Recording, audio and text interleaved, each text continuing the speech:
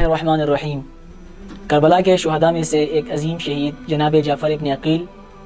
کہ یہ بنی ہاشم کا چمکتا ہوا وہ ستارہ ہے کہ جس نے میدان کربلا میں وفاداری اور شجاعت کی عظیم مثال قائم کی۔ شیخ عباس قمی روایت کرتے ہیں کہ جب آپ کی عمر 23 سال تھی تو آپ نے میدان کربلا میں دشمنوں کی صفوں کو چیرتے ہوئے ان پر حملہ کیا، اور روایات کے فرق کے ساتھ کہ بعض نے کہا 2 اور بعض نے کہا کہ 15 افراد آپ کے ہاتھوں واصل جہنم ہوئے۔ اور آپ کے قاتل کے بارے میں مختلف روایات ہیں کہ شیخ مفید فرماتے ہیں کہ آپ کا قاتل بشر بن سوت حمدانی، جبکہ بعض دیگر روایات میں یہ آیا ہے کہ عروہ بن عبداللہ خثعمی یا عزرہ بن عبداللہ خثعمی نے آپ کو قتل کیا اور آپ شہادت کے درجے پر فائز ہوئے۔ اور آپ کا تذکرہ فقط تاریخ میں نہیں بلکہ زیارت ناحیہ مقدسہ اور زیارت رجبیہ میں بھی ملتا ہے کہ جہاں پر آپ کے قاتل پر لعنت کی گئی ہے اور آپ کی شجاعت کو خراج تحسین پیش کیا گیا ہے۔